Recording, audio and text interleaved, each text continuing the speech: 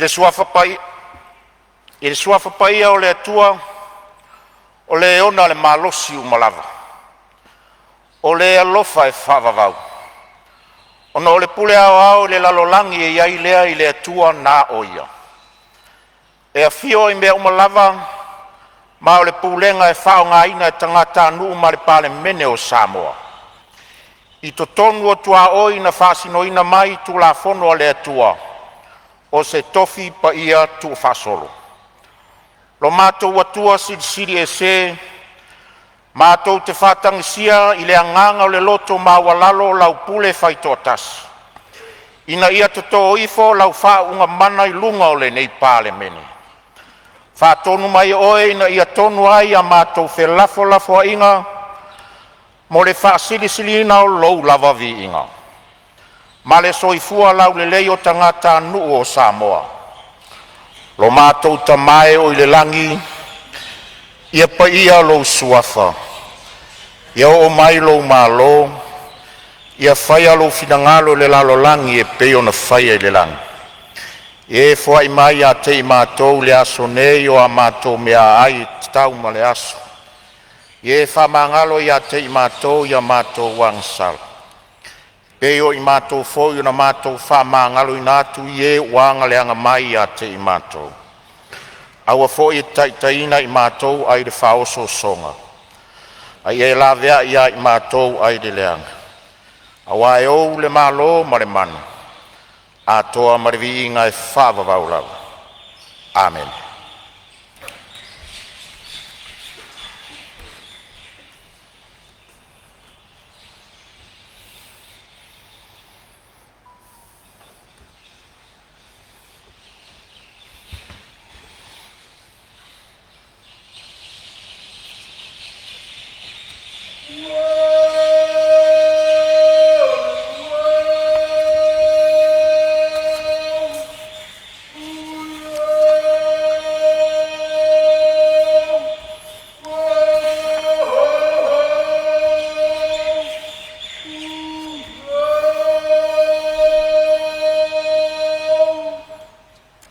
Faftai alana mena.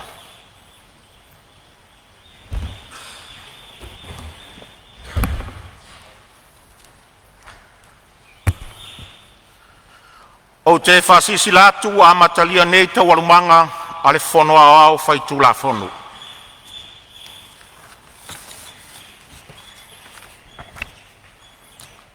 O te whatalo whatu le nei tae au le tūlanga alo ia, i le paia o le Palemene ma lo tātou maota. Ua tātou le mafutai ma le fionga i le Palemia o le taitai o le malo i le nei tae au. I le fiola o fionga i le sui Palemia, a fio au tō fionga i minsta o le kapeneta. Whapea au tō fionga i minsta langolango. A e tainane fo i le tu o le maota, le fiola o fionga le taitai o le tuangai, whapea lau fionga le sui taitai ma sui mamalu uma o le Palemene. Le a fio mai o whaurulunga o mtanga luenga, a whalapo tonga tu ma otia lo tātou malo. Ma le mamalu o le atunu o mawhai o na tātou mafuta whatasi i le nei tae au. O te ofo alofa ma whata alofa atu. Lo tau soifua manuia ma le langi e mama. Ma lo le usu, tae au manuia. Vi ia le atua lo na alofa ma lo na anga le lei le nei tae au fou. Ua mawhai o na tātou sila whai lo na matango fie. Fo ia tu pea ia le vi inga ia te ia e le au noa. Whata alofa atu fo i le tapua inga, ala ua fionga i le au le malo ma le masiofu. A fionga i sui tofia ma autou whaletua. A fionga i sui tofia, la ua fionga le whamsina sili ma le itu tino le whamsinonga. Whapea Samoa i ona tūlanga wha lupe ina. Ai mai se le au whainga luenga wha uina o le tala le lei. E le ngata fo i lea, a le whafufonga tāpua i mai a le atunu. E le ngata i Samonei, a le mamalu o Samoa o lo o awhifio pāpā au so se tafa o le lalolangi. E ofo alofa ma whata alofa atu lau Palemene i le nei tae au. Tāpua i mai a ma le manuia, E le whangaloina fo le tapua inga na i o tātou uso i sasai. E lau fionga al kovana sili ma le lutena kovana. Presidente o le senate ma le fufonga fetalai o le maota o sui. Ma le mamalu o le whainga maloa tutuila ma manua. I au tūlanga whaalangia. Ma tau te whātalo whātu le nei tai au. Ma lor soifua manuia ma le langi e mama. Le sauni fo lau o le sa o le palemene le nei tai au. O le tatalo o le fufonga fetalai. Ia whafuru mai le langi le tō wha ma le utanga. A wase ai o le tapua inga Samoa. A ia sili o le vi inga o le tātou atua i le langi. Manuia tele le usunga fono ai tu malo palota uma o le atunu. I le nei tai au. Tui nātua pepa. Mua, pepa le palemene lua filusfulu lima, lua filusfulu ono, numero sfulfa. Li poti faltausanga le company valele le polinsia. O lo ngā lue whātasi lalo le ingoa Samoa Airways, mo le tausanga whaltupe, lua filusfulu iwa, lua filusfulu. Lua, pepa le palemene lua filusfulu lima, lua filusfulu ono, numero sfulu ma le lima. Li poti faltausanga le company valele le polinsia. O lo ngā lue whapisnisi lalo le ingoa Samoa Airways, mo le tausanga whaltupe, lua filusfulu, lua filusfulu tas. Tolu, pepa le palemene lua filusfulu lima, lua filusfulu ono, numero sefulu ma le ono. Li poti faltausanga le company valele le polinsia. O lo ngā lue whapisinisi lalo le ingoa Samoa Airways, mo le tausanga whaltupe, lua filusfulu tasi, lua filusfulu lua. Fa, pepa le palemene lua filusfulu lima, lua filusfulu ono, numero sefulu ma le valu. Fa mtalanga o sini au tasi le pulenga wafu mtaulanga, mo le vaitaimi lua filusfulu lima, i le lua filusfulu fitu. Lima, pepa le palemene lua filusfulu lima, lua filusfulu ono, numero sefulu ma le iwa. I poti faltausanga le komisio lau whainga aluenga o ngā aluenga le malo. Mo le tausanga faltupe lua filusfulu tolu, lua filusfulu wha. Ono, pepa le palemene lua filusfulu lima, lua filusfulu ono, numero lua sefulu. Li poti faltausanga le mtanga aluenga o ngā aluenga te wala manuia mātina e le malo. Mo le tausanga faltupe lua filusfulu tolu, lua filusfulu wha. Fitu, pepa le palemene lua filusfulu lima, lua filusfulu ono, numero lua sefulu tasi. Li poti faltausanga le ofisio foi numero wha mawina Samoa. Mo le tausanga faltupe lua filusfulu tolu, lua filusfulu wha. Valu, pepa le palemene lua filusfulu lima, lua filusfulu ono, numero lua sefulu lua. Li poti faltausanga le ofisio le komisino sulfainga. Mo le tausanga faltupe lua filusfulu tolu, lua filusfulu wha. Iwa, pepa le palemene lua filusfulu lima, lua filusfulu ono, numero lua sefulu tolu. Li poti faltausanga le ofisio tausumavaenga le malo. Mo le tausanga faltupe lua filusfulu tolu, lua filusfulu wha. Sefulu, pepa le palemene lua filusfulu lima, lua filusfulu ono, numero lua sefulu wha. Li poti faltausanga le pulenga o le soavai Samoa. Mo le tausanga faltupe lua filusfulu tolu, lua filusfulu wha. Sefulu ma le tasi, pepa le palemene lua filusfulu lima, lua filusfulu ono, numero lua sefulu lima. Li poti faltausanga le ofisio lo isili mo le tausanga faltupe lua filusfulu lua, lua filusfulu tolu. Sefulu ma le lua, pepa le palemene lua filusfulu lima, lua filusfulu ono, numero lua sefulu ma le ono. Li poti faltausanga le ofisio lo isili mo le tausanga faltupe lua filusfulu tolu, lua filusfulu wha. Sefulu ma le tolu, pepa le palemene lua filusfulu lima, lua filusfulu ono, numero lua sefulu ma le fitu. Li poti faltausanga le whaapitongo taui mo whalavelave whafosei. Mo le tausanga faltupe lua filusfulu lua, lua filusfulu tolu. Sefulu ma le wha, pepa le palemene lua filusfulu lima, lua filusfulu ono, numero lua sefulu valu. Li poti faltausanga le mtanga le tupe mo le tausanga faltupe lua filusfulu tolu, lua filusfulu wha. Sefulu ma le lima, pepa le palemene lua filusfulu lima, lua filusfulu ono, numero lua sefulu iwa. Li poti faltausanga le mtanga renga le palemia ma le kapeneta. Mo le tausanga faltupe lua filusfulu tolu, lua filusfulu wha. Sefulu ma le ono, pepa le palemene lua filusfulu lima, lua filusfulu ono, numero tolu sefulu. Li poti faltausanga le mtanga renga tina ma te maitai. Ati ne o nuu mafioanga maanga fisotai. Mo le tausanga faltupe lua filusfulu tolu, lua filusfulu wha. Sefulu ma le fitu, sa ro lua filusfulu lima pa lua. Tu la fono te ungal fa vai lua filusfulu lima. faasisilanga o le amata faamaluina ma le 10 ma le valu sa ro lua felu sulima patolu tulafono teuteuga le tulafono fanua ma soafa lua felu sulima faasisilanga o le amata faamaluina ma le faaloalo lofio tuina atu o lipoti e komiti faapalemene tasi pepa le palemene lua felu sulima lua felu suluona numero 32 lipoti e le komiti tupe maua ma tupe tongi i le pepa le palemene lua felu sulima lua felu suluona numero 5 tala faatau o tua tupe maua ma tupe tongi le malo Samoa mo le tausaga faaletupe faiuina i le asitolu sulo iuni lua felu suluona lolofio Maluenga o le aso tau na malo. Faitaunga tulafono tau faofi. Tulafono tau faofi o faatauina o tupe luafe luas fulmalelima, luafe luas fulmaleono. Fe lafo inga i lunga o le faitaunga faalua. E tu saima tulafono tu mau se lau tolus fulmaletolu. O le afanga solo fe lafo inga i lunga o le faitaunga faalua o le tulafono tau faofi. E pei ona failo atu. Ma e te tau ona anga i sao lava sa unoanga sui mamalu i tūlanga tau tupe. Ma le tamao a inga o Samoa. Whapea whainga whaavae tau tupe ale malo. O te whamanatu atu fo i sui mamalu. E le tau talangia le taimi nei mea taitasi o le tūlafono tau whaofi. E whato a sa unoa i mea taitasi o le tūlafono tau whaofi. Pe a o i le taimi o leilo i longa au ili. Pe a mai a fe lafo inga i lunga o le faitaunga whaalua. E whamanatu atu fo i le tūlanga i a tātou whau i la vea. E te tau lava o na ui mai uma i fonga whetalai mo se whātanganga. A lolofa i a whaasao taimi o saunoanga sui mamalu. E le to e tau whailoa i na atu. O loo iai le wha moe e fia pāsia le tātou tala o le tupe. Luafe luas fulmalelima, luafe luas fulmaleono. A o lumana iai le aso tolu se fulu o Oketopa luafe luas fulmalelima. E whaingo fia lava le tātou ngā lulua e pe a tātou ngā lulua e whātasi.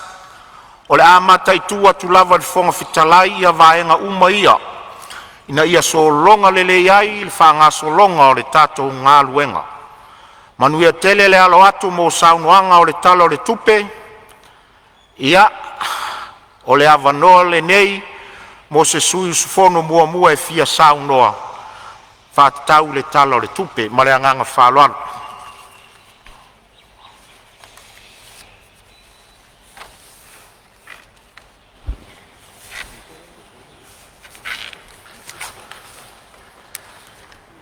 Lawa whaunga whungatalai si mua se avanoa e ina tuaisi whamtalanga nei tula.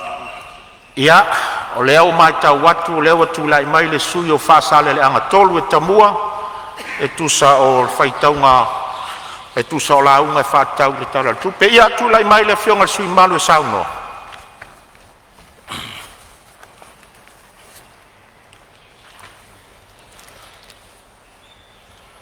Whaftai tele i lawa whionga le whongan Fono.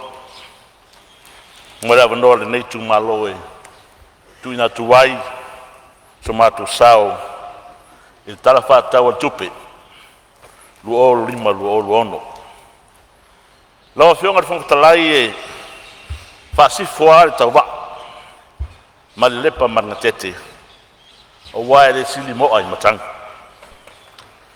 whaatuloa tuai le nei taiao matang o fie o wae le o se taiao na fua sisi po se taiao na whaamatangi poso al taiao lava na lupe ma le aso na tofa i le tofa atu malele au se whautautanga sa ili maro o nei la ua tafa tele i ata le manuia i le pule le maseua le atua o sapota e moni ai upo le whatpese a muia se nungu e le atua lo lato malosi a wae savari mali malosi e tupupea e fa mai foi le fai salamu a muia se atu e fai le li mona atua a wae fai ona tangata ma ona tofi Leo mai ona e feeling ni sa mai falanu tapui. A wale bi inga o le atua sa e sitia nei taiao. O le mea sili le fa mai moi. O pe masani ai e ata tau e fofua. E le noa ma le lofo tu no le atua. Taro fai. E fai o vale o tatu faiva. Pa malo fa aftai la o fionga. Ai o te le iru fia la le fanga tali tau o te mai tai na le si o le amoa. Be o te toi fa nefu nu nefu mai tai o matanga wale te funga. Banan fatu nanga. O upo le atinu e fa pea. Aore si se vai, pe si se lima. Pe fai se tala. E au lava o fatu lou. O lea leo le ui auto se leo le nei tu malo. Se yo mwai tongi le au te whanua. Leanga e whainga tālo tātu tai au. Lele o so i ula. Wa lau i ula. La e ia i malu tulou. Tulou na le whanua ma ona tapu a whanua. Tulou na le malai le pea ma vai kanutu. O le malai ta wawe a wātia whau. A whiu ai tamar whali. Suma se iule le alo na maria toa. A whiu mai le mamalu tapa au.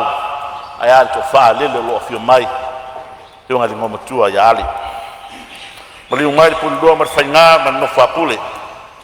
Maliu mai tau aitu mar sao whainga ma upu ia te oe whare ata tulou. Tulou na le malai te whau.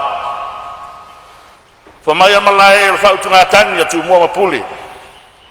O le malai o le tanga manu a Samoa. Whai mai wa te tanu ai upu ai fotua ai malo. A lele wa fusi ai le whau malo.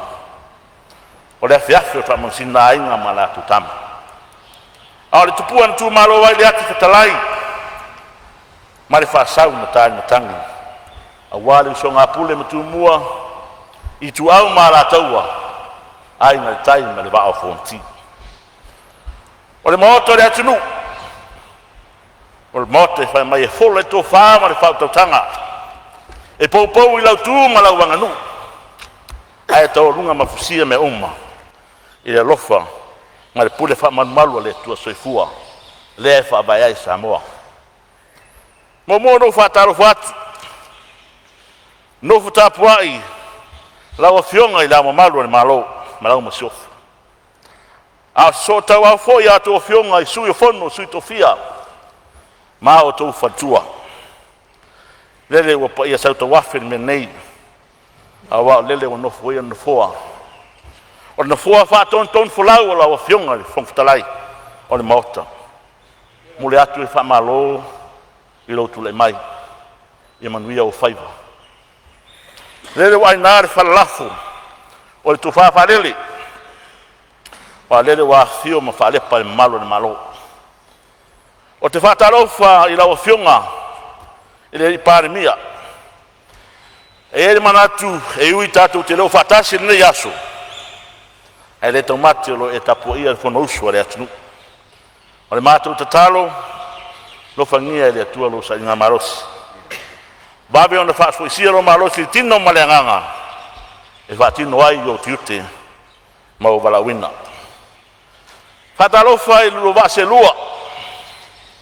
Lo a fionga i sui Palemene o maota. A fiwa fionga i li ministar o kabineta. Ai a ministar long. Lele foi wa tore atua o sa whainga. Le oro fiwa atu le fionga le taitai o le tungai. Le fionga i sui taitai. A fiwa lau fionga le sa o na whapito. Ai a sui fai pule uma. O pou na fai ia mai le fui.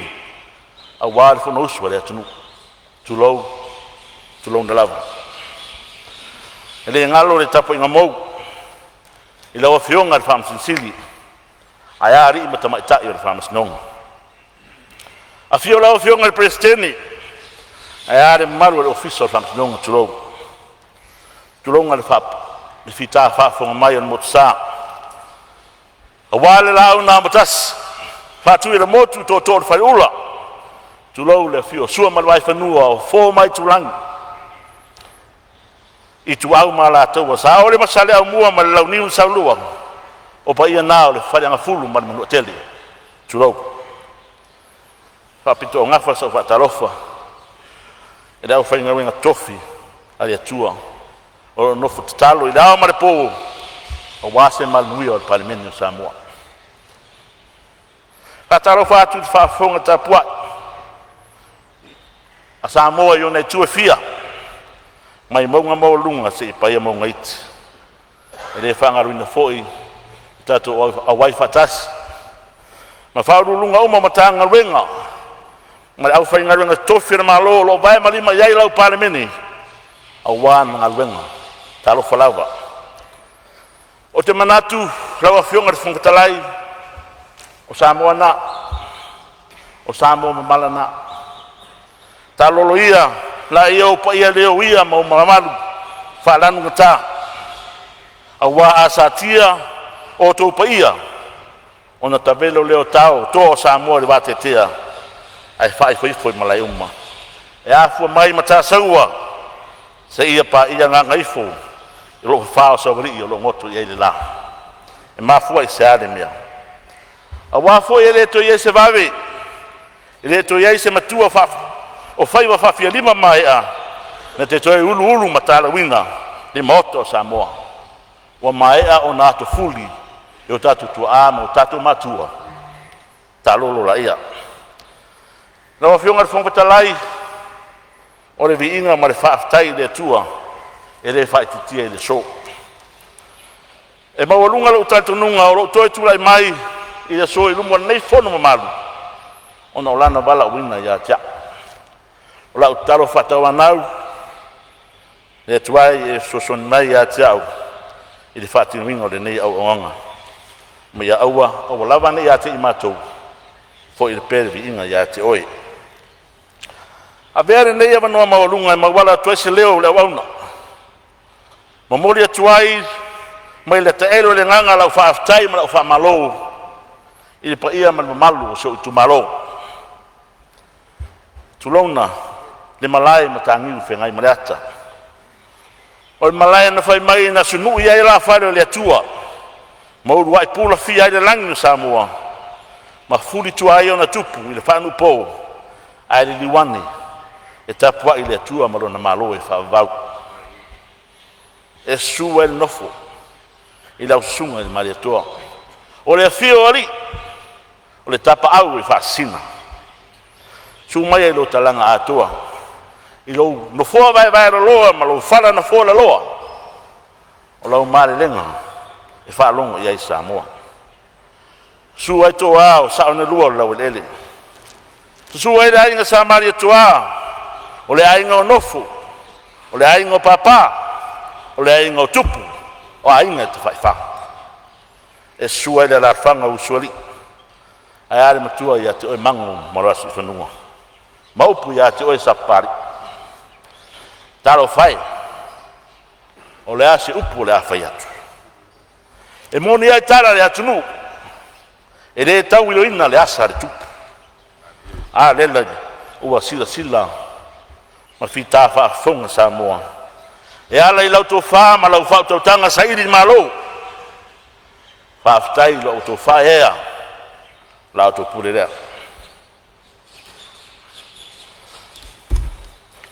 Tulona le malai whiwhatu. O le malai o so ai ngā tau ri usonga pure ono i sa la whai. Hala tō ainga o wha la taua tō mua. Ia whio ai rei rua pea li i maro tō ainga sa ri rua. E whapea fwere maru tori mori. E a whio ai sa rara toa. E sua yalo mari e toa mani tua. E a rara ta ia ilo rato lua. Tui langi mana mula ulu. Le mao putfunga ma le na ai malai. Ma le lautina lau le rei yate. Oe sa fotu la fai. Oe o le pule. O le pule e matua. E le whangaruinga so nua tapu lele. O le whaifaren tu ese a sarvalasi. I lau whetalenga funga. Maru ia te oe sa fotu la fai. Whaftai sa iri malo isi o tātou nu.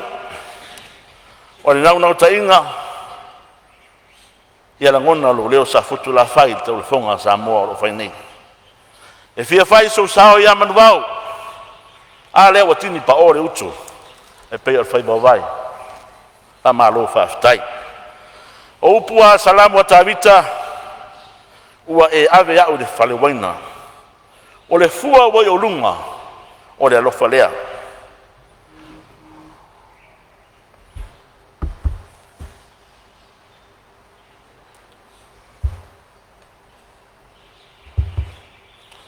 Ua e tuwina au lunga o le tutu ngala mepa ni e suru i fale umu. Ko hape nā la ngona tutu bifo se o malepe falo le nganga ila o tupu le tō maro o tō walo fau ila utama whanau na whanau ilo manawa tulou whamalo whaftai le pai ai whare tua matausi o so ao sa ao matamaitai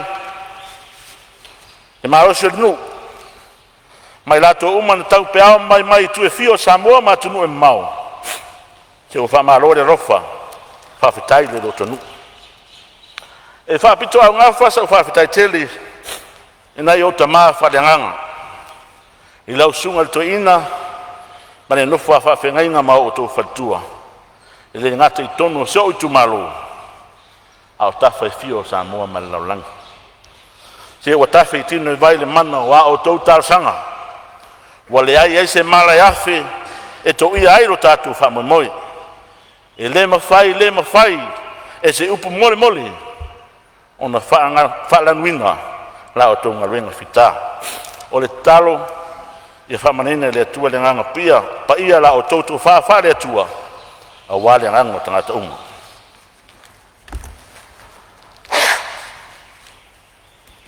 E le whangaruina fo i le nganga, lau whaftai, e lau sunga, papari i ri o ta eu maspa. O le uso ia te au sa mātau siniori whai ngā parota. Ta malo whaftai lau tatua i se tātu malo. O te manatu e le lilo e le lan. E se matu whamatalanga si ngā luenga lei sa e whatinu. Ai mese ai lau whaea le tātu malo. E ale to whinga o whongaftalai. O whamalo le tau tototo. Whamalo le tautua matavela. Whamalo le whinau mo le whatua toa. E lei whaingo fie o whaiva. O lau tatalo, ia sanga whamanuia pere atua i lau sunga, le whare tua ia ngalman mana, le whanau mo le ainga. E le mawhai ona whangaruinga si matu whare whaingaruinga. Federal Pacific Group. I Samoa nei matutu e mau. Lau a fionga taitei Fono ia pali Aleni Hutchison. Malau whatua ia whamausitu. Komiti whatonu li pulenga mara au whaingaruenga atoa. O whamaloa lofa. O whaftai whisoa swani mai. Taro whai o tō mawhatia. Ma o tō ngā sea. No lo tō manatu le tātu mawhatanga. Whaftai na ia uo. O au me mai mana ia upaanga whai pisinisi. E le ngata i lea o Paulo, mau ngafa, o wainga o te maluai. Wale nā tia i lalu lo o tō wala whamoni. Lo o tō titi whaitama, ma lo o tō taratama whaariari. Whaariari, i tu aso whainga tā whapenei. Ai mai se lawa i whamoi moe te tele le atunu. Le mamarua le tātu i tu malo. Tamari uma, o nei o uso, ma nei o tō whawhini. Sa o tō ngā lulu e puna wai. O se komiti ngā lului, whawhai rau tusi tau mwhainga le nei wha moi moi. O loo sira fia e le atua o tau malanga na whai. Tau ni e tau ia e le atua lo o tau tinga. Masanga wha manuia le atua iati o tau uma. Ua wha malo le fina finau, ma le le wha longolongo tinga. O lao tau upu i statu i tu malo, o te asu atu, vai malu i puenga. O rea se whamatalanga ua sala po se upo la vale. Po ni winga ua le tau tangata i lau silsila a whatino whamoi moe le tātu tumalo. Sa pari i ma sa fotu la whai. O le me moni e te tua atu i ate oe. O te malu i ate oe. O upo le atu nuu. E le se whaiva iau noa ma se mau mau. E poto le tau tai. A ere taimi e whare tonu ai. Ua te ana nafi maona masei, ma mea na tupu ai. O rao tatalo, tuli luma se tātou ai. A wā se tātou manuia. Le atua pule tele, ia tō mai au whamangyanga. A wā se o tu mau pele. A stai rau whionga whongatalai, o le awa mai a ona, ulu mai e ule wāoi, mai wāta puia. Ta otola ia ma whatalolo.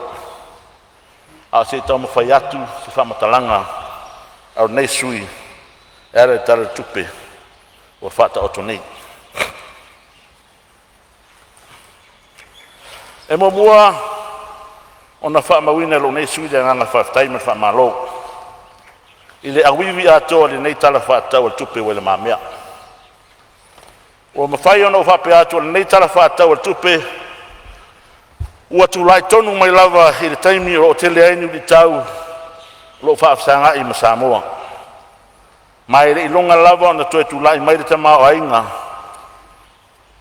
i se tūlanga le lei ona o whaalawe sāpanga ti aile lo langi e ale COVID mai si awhianga le tau. I le mai tau mai fōi i a tātou paanga masani whare tupe lo langi, whare tupe o atinae ma le IMF. E ui ai nei tau mawhainga uma Samoa. Ai olo iai pēa tātou i le tūlanga maale ale o le tātou tamau ainga. O le fisili la whatupu manatu. Pē whamata o lo o ngatasi vaenga o lo whamamua nei tala tupe. A mana onga o le atunu. Ai mai se lava i le tau o soifuanga. Le mana mianga mo ni avanoa whainga ruenga. O le soifua maloloinga, ai mai se ai le tūlanga o le wha teknolosi po technology. O vaenga o te tele ia, tātou te matawinga, au wha soro nei tanuanga. E le nāma le laina, le tangotāo suifuanga o iai te minei. O le vaenga lea, te tau, o na ave iai le tātou wha momua. Ai mai se ai le tūlanga lea, o lo iai la fonga o loa awina mai fafo. Pensini ma tau mafa. E tau, ngā tu tau sanga i malo, e whai iai se rātou fua. E le whai te tia pe ave se ina foi i a la fonga. Nau whionga de sui Palemene. Nau whionga de minstao ngā luenga tele. Salo a mai tauina le tele o teimi fui sao tu lai mo mai ai tofi. I le tūlanga le au wala i sapari. Mai tau watu leo whaatino ma o whaanga solo le whaangai o inga o le au wala alo papa le ilangu. Vai aso te atu nei le i te telenti bunga. Ai e ui le nala i tito ti munga. Ai na matua sa tafe vai na poloka ai le au wala. Tau sangatu i lau fionga ni minstama ni malu Pea ave se whaamumua i le awala le sapari o lo e tuno le tono le awala o le main road a wāwhi maranga ina le atunu. O lo iai le awala sa whaatara noina i lesi bai taimi. I le taimi fōi sa whapena o na marosi mai e ngā lolo. O le emergency road le sa whaatara noina. Sa fili le maro le nava i tau.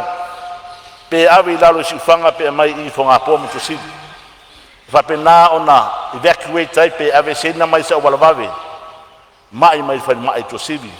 Ia mai la tolo ia il nai tu o le tatu motu. Wa mai a foi o na tu ina atu si whautuanga. Ia whaongale a wala lea i tutonu whonga pōmu to sidi. Aluanga iu te tau longo i pulotu. Whaftai leo mai tau ina atu, mo iai le fsoswania na malo. E tu ina atu, i le mafutanga lea mapu i pulotu. A ratu le awala le to siwi mfungapua, e tau tonu wa ina. O le talo lea i la wafionga le inista. Pe whaio na ave ese wha mamua. O le au ngao le awala leo te tau sanga atuai. Se wola ni matonu uma ni matu i tumalo. E le ngatia. O uti fo i whanua atai. E no fwai ai mai se tūlanga le lamatia. I ngaru lolo, matuanga o le afianga o le tau. O mana o mia, le anga i ute whenua auta, o le tu malo ma se matonu. Ta tia tuai o tafola o fionga ma whenga malo. I tonu se matonu i tapulele, papena foi ona mana o mia, ni awala mani el tisi, o amata ona mei tua nu. I isi whanua i tua atu, o lo ngaru lue ai. Mana o mia la o fionga, mua se amanoa, se iasi atu iai, te le se mana o mianga, ia wala ele tise ma le vai so matu no lea e tu auta patai ila mai te watu e tulanga o iai le tatu prokeki lea o le tasi miliona le o mai te watu le o sutia i le 2 miliona mo fa wo fa tai lo tu le mai e to finga min star o le fo ia tangi mai e manino fufuanga ro mamao le tatu malo e pa se tal sanga nei tu malo a mai tu fatu tuanga fata oto ala fua fata oto finga fa vai i fa pena ta nu wa le mitir finga malo la fo mai tu fatu tuanga e tu langa pio nei ai e ta ia e fai pule komiti pio nei ai yo awani ave ni fatia o tona e tote pesiringi ai ma masalo mia lo matutu le ya menino sa nganga le fionga le Palemene ta tu ngal lu fatas ta sanga na le tu malo la fo mai tu fatu tuang a benano fanga yoi wa la fua wa ni miti e to nu pro ke kilnei na le fata auto ba e taula me umma ile tatu matanga luenga o tinam to mai tai fatu ni no fa mo nei ro tau sanga foi le tatu tu malo a fa fonga mai ele ia ani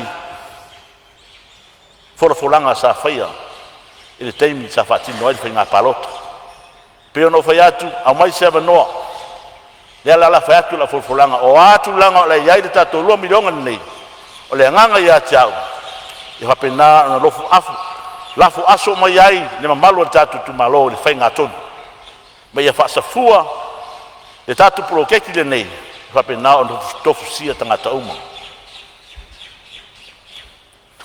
tulanga ile soifo maloloina sare aulo haftai molo tu le mai fa le mai to sivi ya olo mana o mia e to fa te le ina taimin nei na luas ful mo ngala yai moenga ne olo yai a tu mutele o ngata el tos fu mai ai sa lo longa e tau lai tuo o le tatu motu sala fai o lo tatu ina e tatu mauta ngase le to si pina tu lo mo la o fiong pe a na ave ese fua a le nei to sanga o tu atu ia fa totu ia fa te le tatu fa mai to si o le o mai to winna fu fuanga ma mau tatu fa nga malo fa pena na fa me ese lo fiso fa masnonga mai to si yang ayatu salonga ya a fu ala o fionga minsta ya tu watu fasil ele na waile tele fa pena ona fa lautele mai el tatu falma to si tulanga ile ele to na malaina tulanga le fa fitau de lo tulai mai tatu falma tulanga le faiti tia vai la au mo mafuala au mo le au ngasi pa tai lo mai tawa tu tala tupe le wa yai e tupe o faanganga fa pena na fa tonu wai o le talo le o fionga minsta se tanga i fo de vai ngale e o wani toe tup o lo yai lungo le tatu tala tupe e lua te si miliono miliona i tono output 11 o lo faiti ti ai de talo tupe ai so fu maloloina pe ma fai ona tu ina mai so fa matalanga pe ai sa o tele ai na pa u alo tele me na umia e tatu so fu maloloina vai nga mon muri vai nga fa mai o lo ia le tatu o mukuka na o mai ona fatinoina la tala ya se tema tau sanga ti atunei e o mai temi nei e le fa nga yo ia lava Toi 2 minuta le sui. Lau fionga le minister. Ole tulanga le lau fionga le minister tupe. Mupola. Ole alawa lo saua I pepa le tatu Palemene. E tulanga le tatu forensic audit. Aman mole ole ase tulanga wayai. Ole mai tau watu tasi tesi ma le 5 miliona e tupe le sa whaaruina e le lipoti le nei. E tāua le tuina mai lipoti nei o al lipoti sa papenao na polo ina le Palemene. O ia ni whare tonu whaleile anga I luma. Ai whapeo nana lei masolo lei me uma. Ia vi ia le atua ai te tau lava on tuina mai I tonu le tātou Palemene.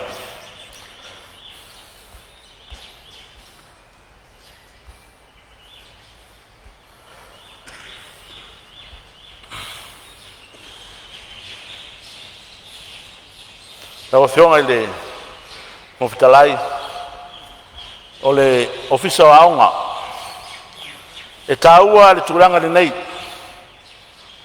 masalo ni tāpun muri fwede le lau langa ina na o mai atom o te whalalo I lau fionga le mofitalai o le tūranga le o le teknolosi o lo iai le balu se la wafe le o lo iai whapinao na whaanganga mo le school connectivity.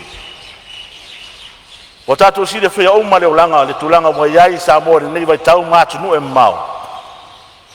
O le mele o tua iai atunu. O le internet. O lona winga, e tā ua le awe le tātou whamamafa. E le ngata ia onga. A le whangai o inga mai o tātou fono whaavai, mai si tūlanga o mai tua nuu ma la whanga. E au ngā mo le soifua malolo ina, e au ngā mo le atina eno nuu, ai mai se foi nga solongo nga luenga malo ai mai se foi e fa nga yo inga business na o to mo tau o temi nei e fai atu ale fono I tonu le internet o le tulanga ta sanga inga pe a pe fa pe na fa Lautele tulanga broadband ya nga ya tu tu nu itua e fa ti no nga luenga ia mo le nga iluma ia mai tulanga le tonu wa onga wale sa fai le tatu school connectivity ia o au te presidente le matua onga I tonu sa vai sa fotula fai ia e yo la lava na vaenga maro fa lalo pe fai to kana ia ai matua ta ua lava le protect le vaenga le la to fiong ole tulanga le office of farmers le o mai no pa iai le foi o mamalama mai lalo le protect nei oro iai le 5 miliona o fa ngaina au wale fai ngale fale le office of farmers nonga ia o te dei loa pe lava se fale le 5 miliona pe le ai lava fionga le office of farmers non o le watu I lalo special item a lea o te maitawina o loo iai le tūlanga I la whaatinoina ngā ruenga lea e whai ele tatu officer fōi sa longa Whai umai te saunoa ngar sui o lo saunoa o mai alu taim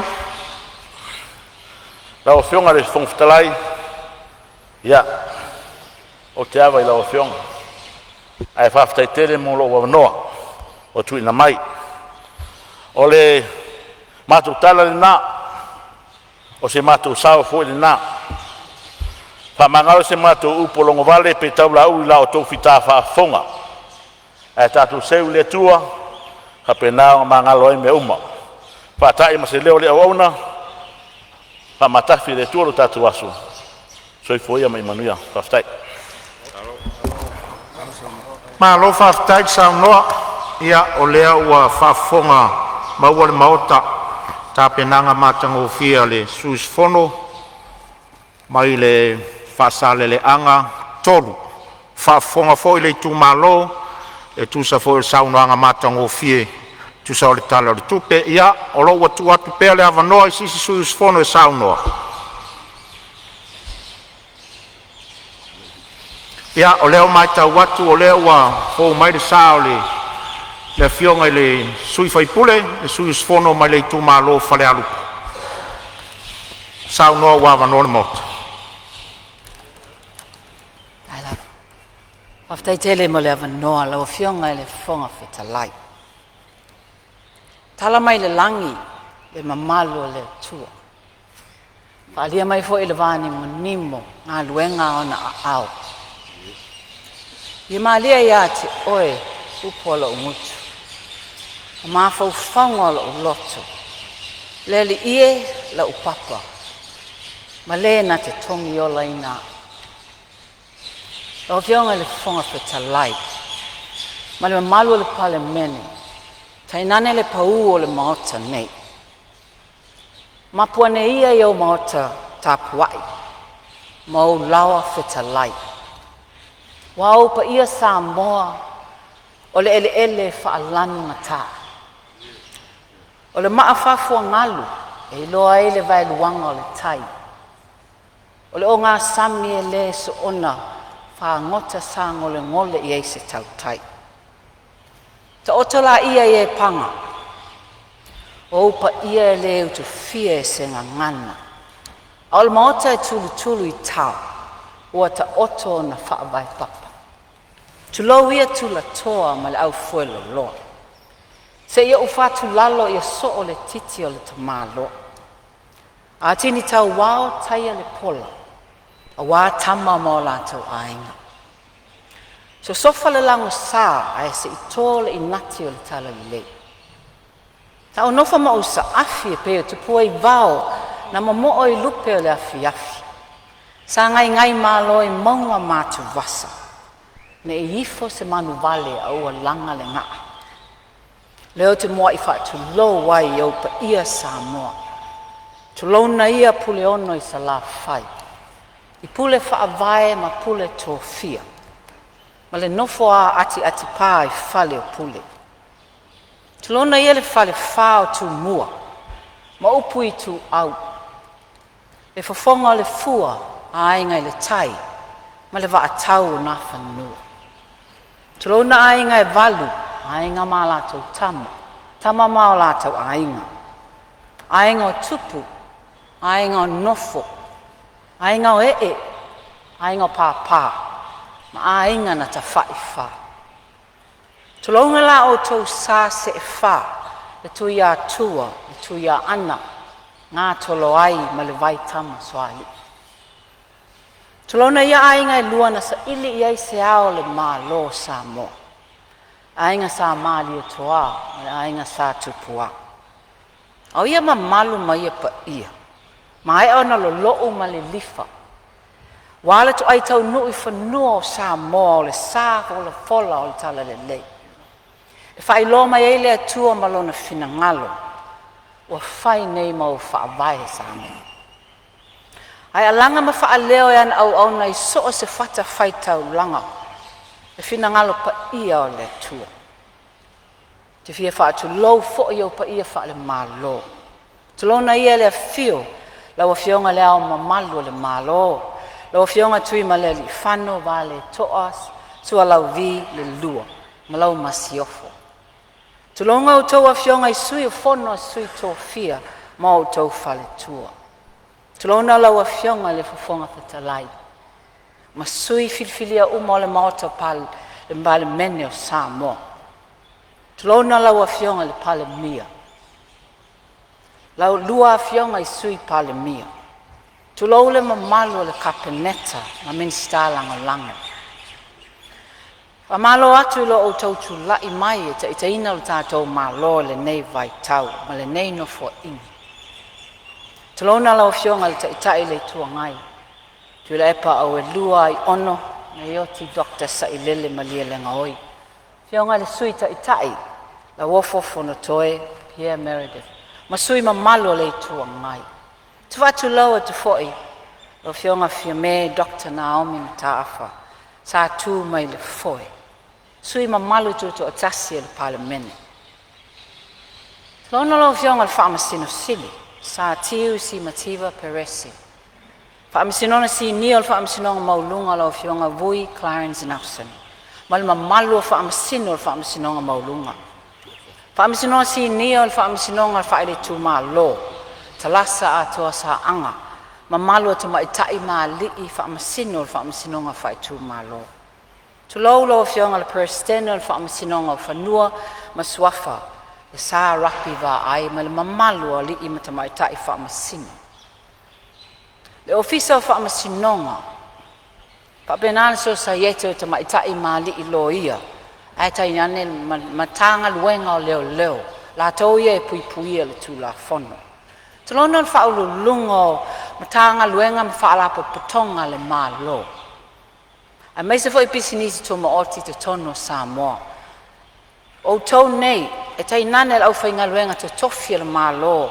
O tau lo lima tau matau i ai le malo, i ana ngā luenga whaatino, malo le whai le whai. Le whaangalo ina lo tātou motu i se sae, wale sua ma le vai whanua. Sa ole masale au mua ma le lau niu sa e lua. Susua i foi fo mai tu langi, ma le nofo maupu ma le mamalu i le whale anga fulu. Malu foi oe le motu sa, wale a fio li i susu whaatui ma au vao to. Ta mala manua tele ma to o le whale ula ma le la au na amo tasi. Upa ia Samoa, ma le taisa ma sama le tui manua, sa ia pa ia fili ma pule tu na tō pule ai me sina le atunu. Te lao le nei lo fionga le whonga whetalai. Te whaatu lou ma o whaatalofa tuai si o i tū malo pele, whale alupo. Te lou ia la wa fionga le lu ai ta whai wha. Le wa fionga au waa oe le tupu na wha nofo. Whaatu lou le usua lii, le a whiwhia usua lii, le ainga sa seu manu tafa, ma le ainga sa amitua nai, ha e au unga pō ma whale tanoa. Tulonga fo ile fio le maupua na whanua ma le matua o la mosi tele. Tulonga le a whiwhia tapa au o le nei tu ma lo. Whaatulou fo i ma le anganga whaalalo le ala tai, la o tōtu a wha, ma silia la ei. A me se le mamalu tapua inga e tasi a Samoa. Le whaangaloina au auna, to tofie le tua i so se whata whaitau langa i whale alupo. Tai nane ao sina o ta mama tina ma te tua. Tulou foi aunga whaapae, whale tua ma tausi, so o awa wa luma ma losio le nuu, ai meise le whanau la lo vaoa. Le whaangaloina, tapua inga ma tō tangata nuu i whale alupo, o lo tapua i mai nuu e mamau. Whawhetai tapua. Wa mai a whae ele wa atele ilo na sitanga fita. Au le wa atiu le a whanga o malo. Wa ale tō whaata tala ma le whautautanga tausi wa atele. Ai foe tu ese le se sunga pau. Sunga pau i whaafea ngainga tau i le langi o sio tātou i tū malo. Se unga tāvo i lupe le wao sā e ua mapu i le tula toa. O na le lofa lautele o le atua. O mafua on tātou whesila whai manga whetau wola. Pea le upu le tamaitai o le utongi tapu i tea. Ngonga ia pa ia le vaea. Ma mamalu le ave esea o le taiao ma le aso o mawalunga. E uafu si i le leo o le au auna. Pa leo ina i le anganga o le whaafatai. O le loto o whaangai e tia. Le loto o malia. O na lao tau pule o mawalunga. Pa le alupo. O la o tau whaaloalo o le ngafa tau limaina. Ma la o tau whaeaea lo utu malo e pele le loto. O tau te tofia i lo o whaatau waa. Moli molia la o tau tō whae pa ia. Ma la o tau wha o tau tanga e alu mamau. Waso tātou sao i upu whai al malo tu tō tasi o Samoa. Ilona maota Fono i tia whau. La o tatalo i le tua yaso oma. Whaangaina lo o whaatau waa. Ai o te whaamoemoe si o tū malo i lau tapua inga. Ma upo la tunu e le sili le tau i le tapuai. Lo o iai fo i te tono le maota Fono le ne. Te whai mea whaalongo. O te whaalangolango atu i lau tu o lalo ma lau whaatonu tonu fo lau. O te whai alo whinangalo. A vea ia o ma awe fi au te tono le maota Fono Samoa. Manuia tele lau tapua inga si o i tū malo pele whale alupo. Lau fionga le whonga whetalai. Se o liwane. Se whai ni manato le nei usu ngā Fono. E tala le tupe wo pēa i lumo le Palemene. Whawhetai le tama e tae meni star. Ai mei se ia ofisa pulisili sa o le titi. Ma le tau mawhainga le tala le tupe. E le whainga o fio. Mua na o O mōna o fia a sia le matanga luenga ta ua lava nei i whale alupo. Le matanga luenga o sina ma tamaitai a tina e o fio anga maanga fa sota se masina ta ua telele nei mo tina ma tamaitai I tala fa so pitol a tina e no tamaitai ping topa taul masina nei wona fa lau loa ma fa ta ua ile kanesa ya fia I tamaitai too low fa ma mafal nei tau sanga ole bave on nei law early detection fa malo join matanga luenga nei fa pena vola matanga luenga so fo malo loina a meser fa la putonga ole society ol kanesa e mai fale tupe fo ele ANC de mai ta wina fa ta ua yol pingtopa ta ua nga luenga fa la we law ona e pele la to pele ya itato we wa fanu ono nei fa mai tuna talo le matanga luenga fa au wau fa tele ina bese seleni ya fa tele fa lau loina ole nei fa mai tanga luenga vele pena uta this is my favorite ministry o waya tu le yongal ministai la ititi mo fa wo ya ele upu fo ele sirfia umala ititi ma ini te tai donu fo o fiongal minsta fa ma ini mai lava fa ngalo tutele fono fa vai nei a mesele miliona nei 2 miliona fa afitai lo mai tawina e tasi male vale ye 2 miliona sa ta o ele afaina meta ua tele lava ia ati na ele nei nu lo fa tali mai au sauni vo fa la lupo ona lo maua ola faia fainga fa vai lima ta ina ele tau mafainga o le 2 miliona nei wal meta ua ile lau matanga wenga lau fiongal minsta e mai sa watu pe ia mato e faia ia mato ati na fa fitai lava o te fia fair fo ia le matanga luenga o ngaluenga te tele felawa inga ati na e ngaluenga te tele ta ua ia fa mole wa matua I fia ni tau sanga ngata le fainga la awala tai fa la lupo ino o yaile pa inga lumato lua felos fultasi le HRPP e se tau mafainga na fai le lua felua tasi ile awala e ta ua la awala tuaia si la fia fa la lupo e ovaja male valu maila le fu ole nu atoa umi la vala e la awala tele le sawe main road e o nga itai fa la nga ina la vale awala ai awal time nei o tele lava ta avale jo mato nu ta ua yo ta awala le o ta ua fo awala le main road e alu itai e pe ama le luas full 10 minuti o alu lau ta avale ona ele ngata el mato nu fa pena fo le telo tourist o fiongal minsta fa mole vato se tau mafainga ai ile te le se me fai ai taua ona ia tau lava na o lava itai ia fa ata fa le leia tili awala lo ai e awala te tele fo I awala alo peno fa ngoi silon fa ngoi nga fa pena awala ta ola awala alunga ituai alunga yuta sa faila awala na lua fe luas full tas time nei o matua fa la ngaina lava o mafu anga onga le drainage e sa wale vai ona to fa la ngaina lo le o le ngaluenga la na ele tele fa mo le o tu ese fe fina ngalo lo fe onga minsta e tom fa ona fa ona last lava le e vo ile si awala alo sa fa ina fo ile ina ua umale ya ina ua umale tsunami too low Yon failo la awala alo ia o ia tangata pa o to ia ni si malafa al natura. Ta wala la awala na awala alu le area ta o ta paua. Le la sa faia nei le fono fa avante nei fa fetai ai wa amata fo ina to ia. O le mea lava lea. O le faia le leongi oni ala vai fo nei e alu ele vai. Fa mole ia o foi se fina ngalo. Pe ama le tolu se fulu ni ainga jo tonu lava fale alupo. E o mai lava le taimi nei le imoa se vai. E le imoa fo ile power. Ono tulanga lo ia lato. E ila le vaenga le ita paua. Amal mole se yo fo ese fa tau. Te le lava se me faia. Ma umon fa so ta ia le tanga luenga o le vai.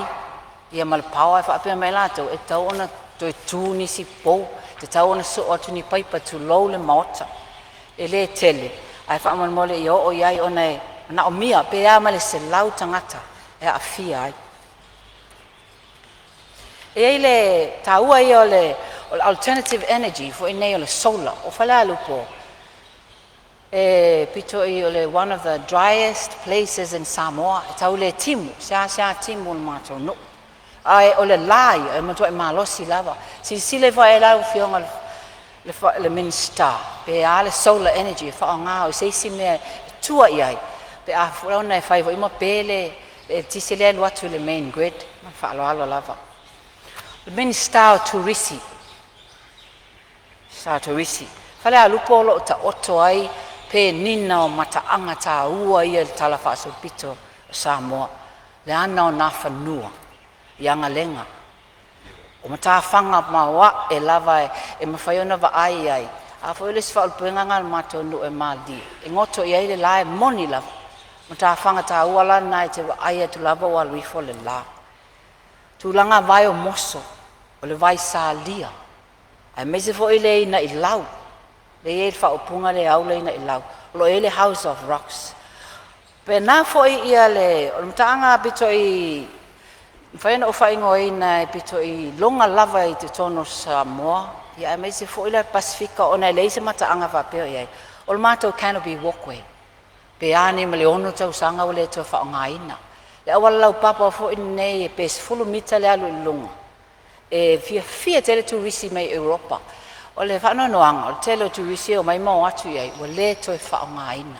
Whamon mole lau. Si silane iai, o ngā tā ua I o whalau loa ale mitanga luenga lo whaia. Ai a tia ue le lava. Ana I pele o atu fōi. Ma mat batu leini whaamata langa o mato mata alen whaapea me se whaalele. E le tā ua lal whaalele la tu e whaingoa tau sala o podu. Ta ua wa lele va pe tau sala fa a mai mo mola na ta ua ia fia maua se ona le va lele ona ai sta to va lele e se la ta ua e te le to el profit e maua lo va saluai sa o malanga ni sila e ua fiti lo tu lan fa tal tali ai to fa wa malanga ni sila no fa le ai sa fa salanga la to umalo fia maua ia o la malanga ya lui Canberra, la to umai fia mo le umi sau o pasese o montongia mo malanga lu Sydney. Now je ai tu le before o le screen la po avo nei va pe e o lava I America e ko va mai o cities lava o New Zealand, cities Australia, Sydney, Queensland. Le fa lau mai lava le alu va lele o fiti. Ai ko va le alu Dallas mal LA. Talo fa no ma fo fa voi. Mai maua pala se tau sanga la o ai Samoa. Il men nei. Le fausia Roma se tasi tali tonu le il mena. Ai te ilo tanto. Alo. Ile tai fu onga laka I Roma. Pe ale ai se va lele. Tu na taf. Men sta. Onga mato nu o tangata malanga tele. Te o mai le tanga luenga o onga. O lo ta yulu ai se tasio tma li le nei no a fionga au Chris Hazel me fa fitai lava mana o mia lava le fa leia tili le connectivity o le internet ma to wa onga primary school lona lua na o mia lava se hall al ma to wa onga fa mal mole ele tele na faia ni alwena fo ngai tamaiti estimate fa le onga ai ti la le se si fale mapu ane iai. Amon mole si sila ane iai. Fia mana o mia se holo whala ang. Mai ta wina fo I male te toa. Le lava whaia o ngai ese ngalu lue ma losi. O whaia o ngā le primary school. E apse la na whae lau fionga min stawa onga. Se tu I fo I lunga I to tongi e mātou. E mei se lawe mātou I mamau. Tu I fo I mele alaungi fo I ngai o le isolation allowance. O ne mamau me o ato isi whaia onga. E taua ia ole fo ia tau ia whanau le ne wo oi da o nga maululunga. Sa o maua lava whamatalanga sa tau na whaise kolisi la talata ane. Ona le mamao ia i whanau. E in tau sanga bo o lima ne tau sanga sa e se whaalawalawe tau pasi sa a fia i whanau al nei nu. Talu ele o le pasi mamao i oi i a sau. Ai a pe a tu i voi se tau whina ngalo. A ma whai anto vai se kolisi la talata. E fiso soani i le saunga le mu o le whanau. Ia me se fo i le o mea nei e tu low love. E whiala i le lima tamaiti a kau tuli e le teimi. Ai ma nei e pe ala talata ane i pe o ne iafu len tu e whai whale a onga le kolisi. Na wo mai lea i le matanga luenga. Oi, whamali atu. Au tira i se e se ma le matanga luenga tu e fo e tu lava ya o ma moi whaawo. Wai lo fia te le atu. Oi. E lava me ma mafa lava ma fo fautu ina atu le ma mea. Le la ma le la ina. Whamatalanga i lungo. Pe au fo inei o lungo o tuai langi. Whamatalanga. Tele na o ia ele saunga le mu. O upu lafo. Whamatalanga e whai aile e whai e. Tu lo wa tele lava o tai.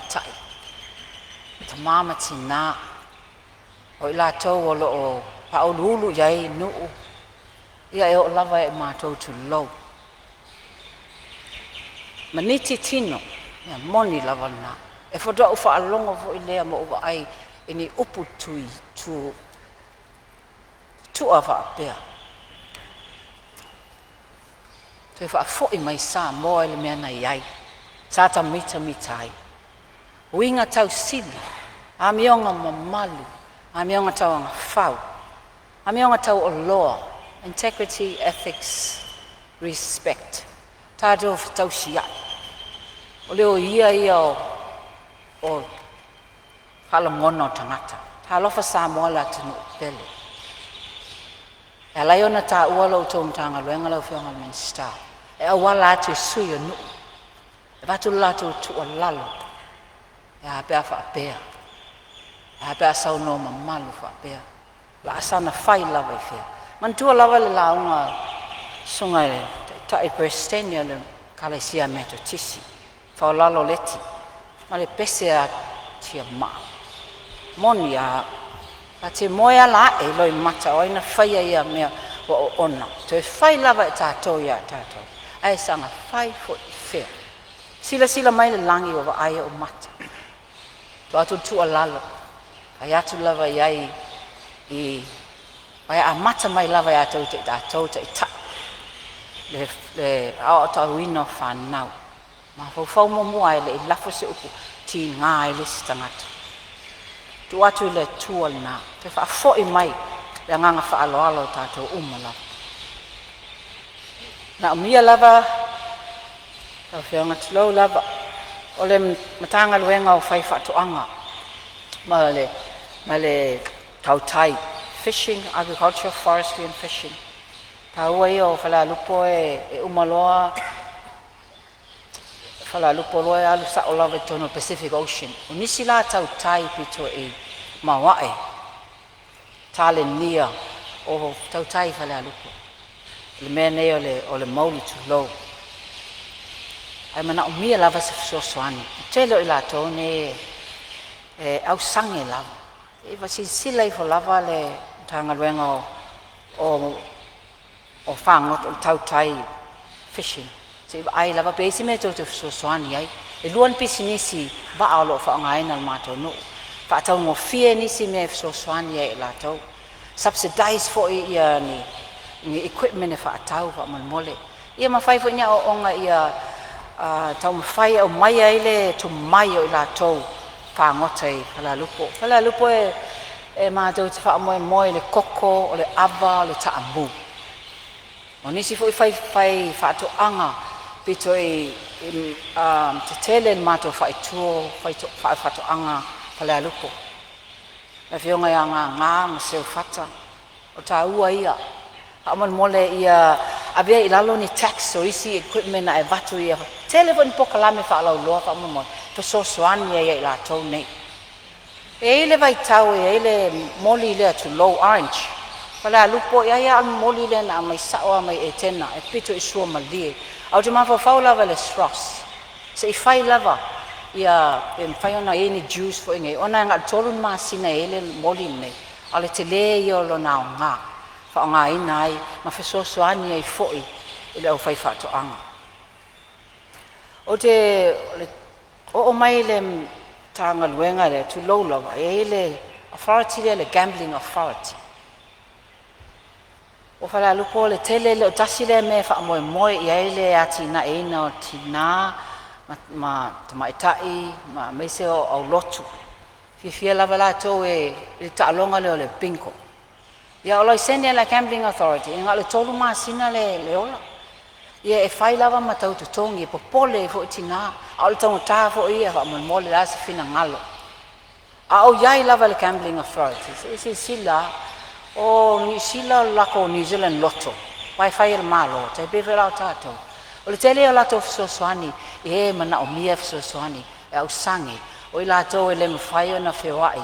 E ave ai van si fa atau ta vale fa atau le authority nei se sila nei fa nga se lenya lo mo you to foi back in the community matanga luenga o so fo maloloina mana o mia se si fo mai sa taua fa mole le lava tas ono lea e fa lava ve loa pe ngase pe ese fono tanga le fo mai lo ia a esel tau tua malo se fo ma ia mas fo mai a ho atu nei ba ia mala lofa tama ita fo mai la to te tau ma fai tas fe la le me fia mana o mia telo le te o le ai on fala ia ngal panadol lai mo ai en fala au tui vo nei le tai tua sivi ia tua sivi ai tu la ma le afa lo ta vale te le fo le saunga le muo ma tangata ma to no ia fa to tonga ina fo fala mai sa taua ia ngafa tau lima ina I tong fitinga patu seisia